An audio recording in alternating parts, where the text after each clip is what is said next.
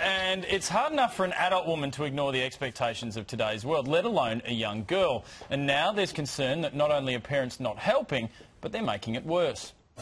It's tough being a girl. Everywhere you look, there are messages to be thinner, prettier, sexier, more caring and more successful. Every parent wants to protect their kids from the crazy pressures of the wider world. But could it be that we're just making it worse? I think a lot of girls are getting negative body images from their mothers and their fathers too. And that's a place that I think increasingly we need to look at how we talk to girls at home. A leading parenting author who spent decades drawing attention to the plight of boys falling behind now reckons we should be more concerned about girls.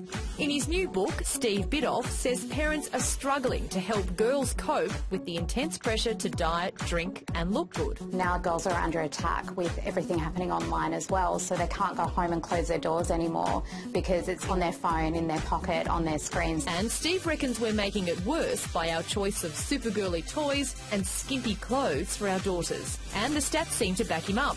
A recent survey of Australia's youth showed that almost every second girl holds body image as a major concern. So, if it's tough being a girl, is it getting even harder to raise them? Dr. Justin Colson is an author and blogger at Happy Families. Justin, you're the father of 5 girls. How big an issue is this? I think it's a really big issue. You know, there's a lot of pressure on parents, there's a lot of pressure on girls, there's a lot of pressure on kids generally. And when it's coming from all angles and we're saturated in a society that just keeps on putting it there, eventually something's got to give. And research fairly clearly is saying that something is giving. Justin, I grew up with 3 older brothers and they definitely played a role in my development, some would say for better, some would say for worse. But I know that Stephen Biddulph, in his book, he says that what girls need is an army of aunts, a group of role models, so to speak. Would you agree with that? I'd add to what Steve said. I think that girls not only need an army of aunts, they need an army of uncles as well. They need positive role models who are adults of both genders so that they can see what it's like to be healthy and happy regardless of whether you're male or female.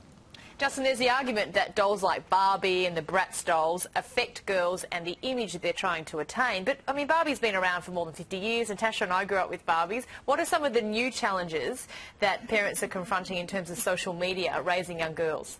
Well, first of all, on the Barbie idea, I think that most experts would agree that any kind of product that's selling an objectified image, that is an idea that a girl's appearance matters most, is going to be a problem. And that's happening with old-fashioned toys, but it happens with the new stuff, and it's happening in the social media.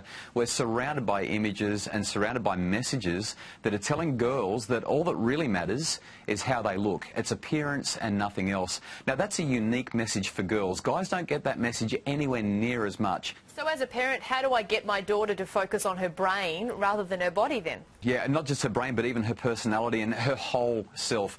The idea really is that I think as parents, we need to get out of this endless cycle of competition and comparison and never feeling that we're enough. Our society promotes this idea that we've always got to be better and we've always got to look better and we've always got to be something more than we are. If we can get out of that and if we can be a great example to our kids that we are enough, research suggests that our kids are going to grow up and they're going to feel okay about them because we feel okay about us.